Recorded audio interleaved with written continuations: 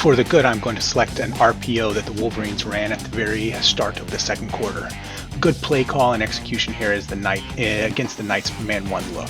This is a true RPO here, as we clearly see the blocking for the G, and Cade's eyes are looking towards the linebackers and safeties to see if the throw is the play and which one. Since the corner on Wilson drops way back and the linebackers bite on the run, the easy play is to Wilson here and they hook up for a big gain. If the corner had drove up, then Cade would have a lot of room to hit hitting on the wheel. This is where the term speed and space comes from.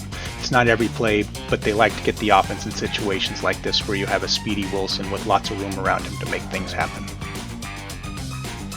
So for the bad, I picked a split zone read with about 3.5 minutes left in the fourth. It's 1st and 10. Rutgers played the run much better in the second half, and a lot of it comes down to them playing fundamentally against the read.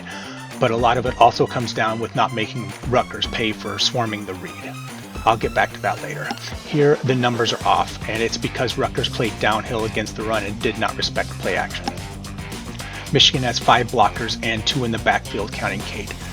Rutgers counters in a balanced defense nickel wide with 6 in the box. So this should work out as is one-on-one blocking takes out 5 defenders and a conflict isolates the 6th. But this isn't how it goes. The center, left guard, and left tackle take on the 2 defenders in front of them, and that leaves the left guard and the right guard and right tackle to take on the remaining 4.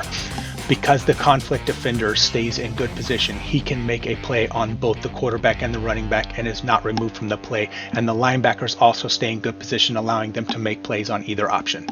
So this fails in 3 regards. It is the wrong play to call, poorly blocked, and defended very well. Situationally, I can see why this is the safe play to ensure a field goal that would make the game out of reach, but you also need to take what the defense gives you, and we know that field goals are not automatic. I feel like an RPO should have been called a lot more often. The defense wanted to bite all day. The middle of the field was wide open and the flat to the read side as well. Run the slants at the top of the screen there to expose the middle, and run Baldwin on an outside release 9 and then Shoemaker on a quick 1. This would be very open with the possibility of yards after the catch. It's not about chucking the ball deep. Gotta make a team pay when they bail out of areas to stop the run. The 2-and-1 routes are easy completions that do the same thing. For the ugly, I chose the split zone read option a couple plays after the bad play I just went over. I suppose the coaching staff is set on kicking a field goal and running clock and possibly even getting the ball a little more centered for the kicker.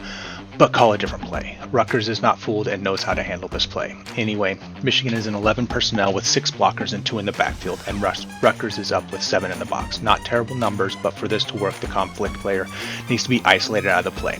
Instead, the conflict player basically takes both potential ball carriers out with excellent technique. I think Cade has it in his head to keep it and loses yardage. Not much to say about this. The line does a good job making a decent wall, but the conflict defender plays the ball perfectly, attacking the mesh and breaking down so the play is blown up. It's ugly because it's frustratingly conservative, and Cade makes a bad play worse by choosing to keep on the doomed read. Corum has a much better chance to break a tackle than Cade does. Other times the keep may have been there. This was not one of them, obviously.